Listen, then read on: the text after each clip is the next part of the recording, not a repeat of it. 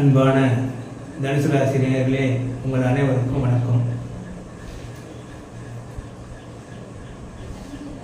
இப்போ தனுசு ராசியில் பிறந்த அனைவருக்கும் இதுவரையிலும் பார்த்தீங்கன்னாக்கா 7 ஆண்டுகள் மிகவும் கஷ்டமாகவும் துன்பமாகவும் துயரமாகவும் பல இல்லங்களும் துன்பங்களும் துயரங்களும் பக்கத்தில் சண்டை சச்சரவு கோர்ட்டு இதுபோல் பல தொல்லைகளை நீங்கள் அனுபவிச்சிருப்பீங்க.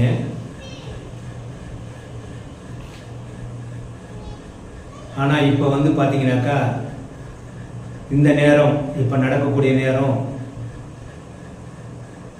தனுசு ராசி அப்படின்ற நண்பர்கள், ராசிக்கு அதிபதி குரு, அந்த ராசிக்கு 3ஆம் இடத்தில் சனி மூல திரிகோணத்தில் வக்ரகதி அடைகிறார். ஜூன் மாதம் 30ஆம் தேதி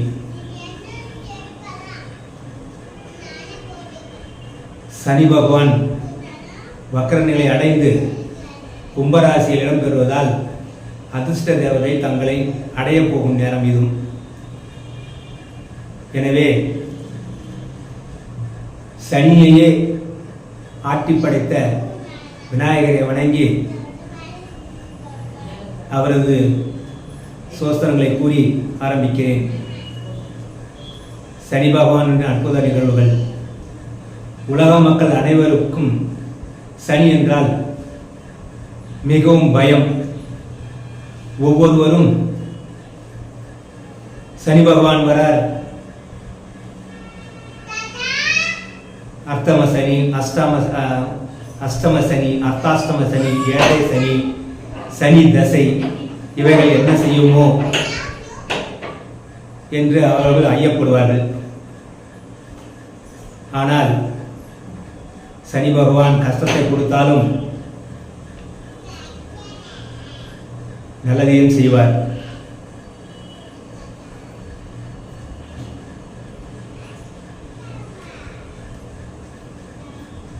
கெடுக்கக்கூடியவர் மட்டுமல்ல, அவர் கொடுக்கக்கூடியவன் தான். யாரும் இருக்கும் இடத்தில் இருந்து விட்டால் எல்லாம் சௌக்கியமே என்பது போல தனுசு ராசிக்காரர்கள் இதுவரையும் கஷ்டங்கள் அடைந்திருந்தாலும் இனி வரப்போகும் நாட்கள் அவர்களுக்கு நல்லதாகவும் அமையும்.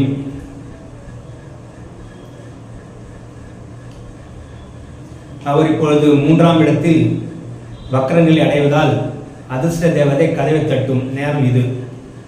ஜூன் மாதம் 30ஆம் தேதி முதல் 139 நாட்கள் மிகவும் நல்ல பலனை அளிக்கக்கூடிய அளவிற்கு நினைத்ததை நிறைவேற்றவும் பிரபல யோகங்களையும் கொடுக்க போகிறார். இதனால் வேலைவாய்ப்பு அற்றவர்களுக்கு வேலைவாய்ப்புகளும் கிடைக்கவும், தொழில் முன்னேற்றம் மேலும் சிறப்படையவும், நினைத்த வகையில் நினைத்த காரியங்கள் நடைபெறவும், குழந்தை இல்லாமல் இருப்பவர்களுக்கு குழந்தைகள் உருவாகவும், திருமண தடைகள் ஏதாவது இருந்தால் அது தடைகள் நீங்கவும், இவை அனைத்துமே நன்றாக நடக்க இறைவனை வேண்டி சனி பிரதோஷங்களை நாம் கடைபிடிக்க வேண்டும். ஒவ்வொரு சனி பிரதோஷங்களிலும் சிவன் கோயில் சென்று அங்கு நந்தீஸ்வரரை வழிபட வேண்டும். சிவனை அருள் பெற சனியாகிய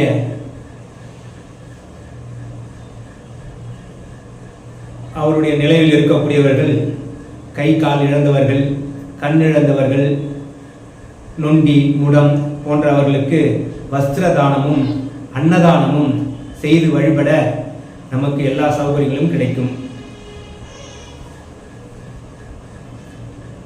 மற்றும் நவகிரகங்களை நாம் வழிபடும் முறை என்னென்றால், முதலில் விநாயகரை தொழுது விநாயகரை வலம் வந்து அவருக்கு வினைக்கேற்றி அதன் பிறகு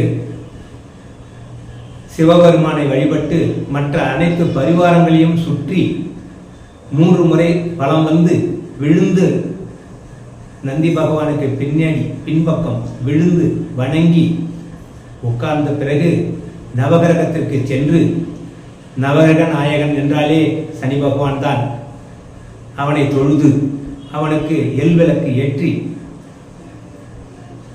7 முறை வலப்புறமும் 2 முறை இடப்புறமாக 9 முறை சுற்றிய பிறகு மறுபடியும் சிவனை வழிபட்டுவிட்டு வீட்டிற்கு செல்லலாம். அடுத்து பார்த்தால் தனுசு ராசியில் பிறந்தவர்கள் மிகவும் சாமர்த்தியமானவர்கள். இவர்கள் கவனமாக இருக்க வேண்டும். அவர்கள் கொடுக்கல் வாங்கல் இவைகளில் கவனமாக செயல்பட வேண்டும். இவர்களுக்கு 5 முதல் 23 வயது வரை படிப்பில் கவனம் செலுத்துவதும் அந்த படிப்பில் முன்னேற்றமும் நன்றாகவே இருக்கும். அதன் பிறகு 23 27 வயது வரை அவர்களுக்கு திருமணம் கைகூடும். 27 வயது முதல் அவர்களுக்கு வெளிநாடு யோகமும் உண்டாகும். இவைகளுக்கெல்லாம் சொந்தக்காரரான நமது குரு பகவான் தனுசு ராசி, மீன ராசி, இவர் 2 ராசிகளுக்கும் உண்டான குரு பகவான் தனக்காரகன், தானியாதிபதி,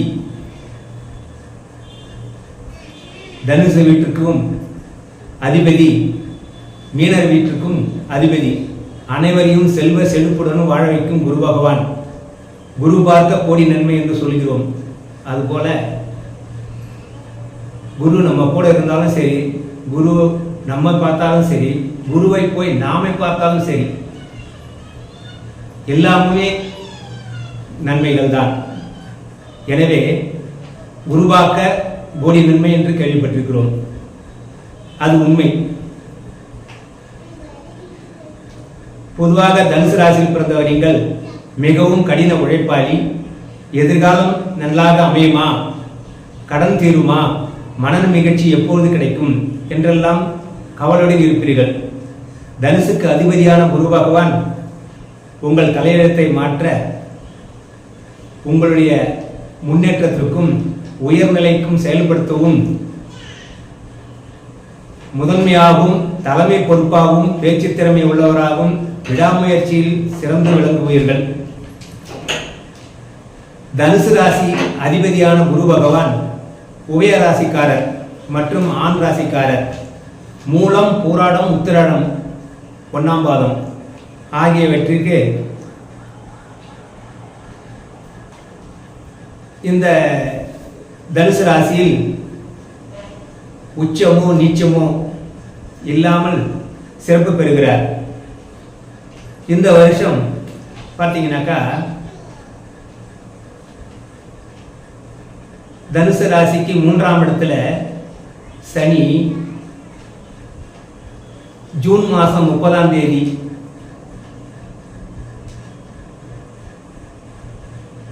மூலத்திரிகோணத்தில் வக்கரமடைகிறார். வக்கரகதி அடையிறதால்னாக்கா பின்னடைவுன்னு அர்த்தங்க. அந்த பின்னடைவு வரத்தால ஐயோ நமக்கு ஏதாவது நடக்காத போயிடுமோ அப்படின்லாம் நீங்க கஷ்டப்பட வேண்டாம்.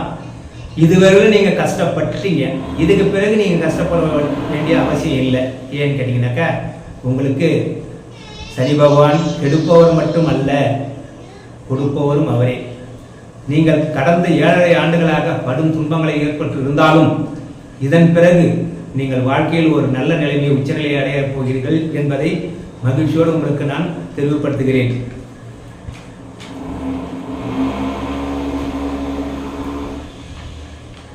அதாவது பார்த்தீங்கன்னாக்கா இந்த வருஷம் மாதத்தில் 3ஆவது மாதம் ஆனி மாதம், 3ஆவது மாதத்துல குரு பகவானுடைய எண் பார்த்தீங்கன்னாக்கா 3ஆவது எண் 1, 2, 3ல குரு பகவானுடைய எண்ணாக திகழ்கிறது. இந்த குரு பகவான் பார்த்தீங்கன்னாக்கா உங்களுக்கு எவ்வளோ நன்மைகளை செய்யக்கூடியவர், நிறைய செய்ய போகிறார். நீங்கள் எவ்வளோக்கு எவ்வளோ ரொம்ப கஷ்டப்பட்டு வாழ்ந்தீங்களோ, எவ்வளோக்கு எவ்வளோ பின்னடைவில் இருந்தீங்களோ, எவ்வளோக்கு எவ்வளோ மற்றவர்களாலையும் தொழிலையும் கஷ்டப்பட்டீங்களோ அவ்வளோக்கு எவ்வளோ உங்களுக்கு முன்னேற்றத்தை கொடுக்க போகிறார். அது நிச்சயமாக நடக்கும். நீங்கள் கவலைப்பட வேணாம். ஆனி மாதம் 3ஆவது மாதம் என்பதாலும் குருனுடைய எண் 3 என்பதாலும் அவர் இந்த மாதத்துல இன்றைக்கு பௌர்ணமியில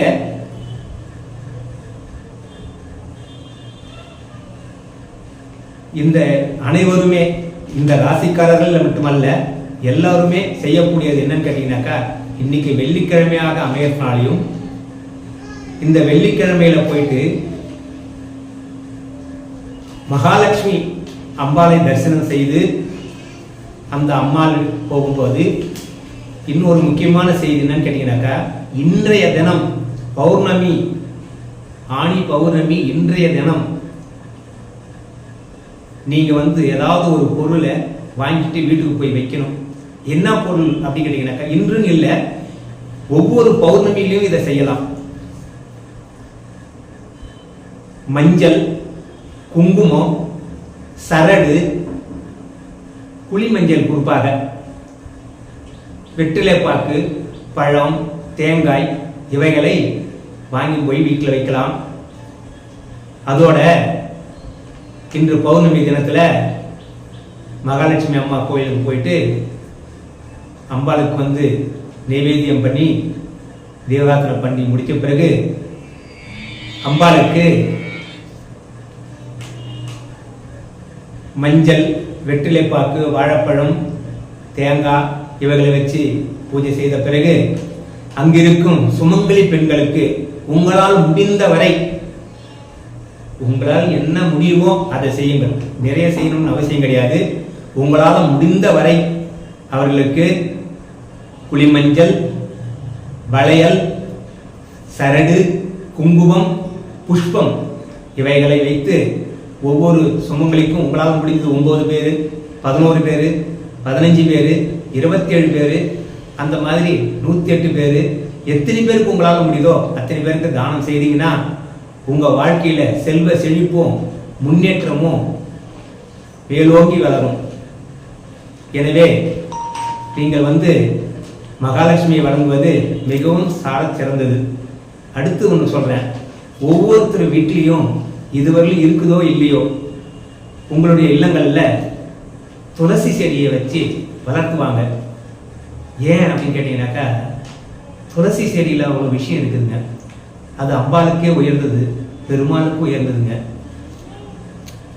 எடைக்கெட பொன் வேண்டும் கேட்டப்ப பெருமாளுக்கு பெருமாள் எடைக்கு ஒரு துளசி இலையே சமமா நின்றுச்சுங்க. அதனால துளசி செடி, துளசி இலை அவ்வளவு மட்டமானதல்ல, மிகவும் உயரானது. எனவே துளசி செடியை வீட்டில் வளர்த்து அதற்கு தூப தீபங்கள் காட்டி வழிபட்டு வந்தால் லட்சுமி கடாட்சமும் நம் வாழ்க்கையில் முன்னேற்றங்களும் பண வசதிகளும் எல்லோருமே சேரும். எனவே தாங்கள் அனைவரும் நான் சொல்வதை பின்பற்றுமாறு மிகவும் பணிவுடன் கேட்டுக்கொள்கிறேன்.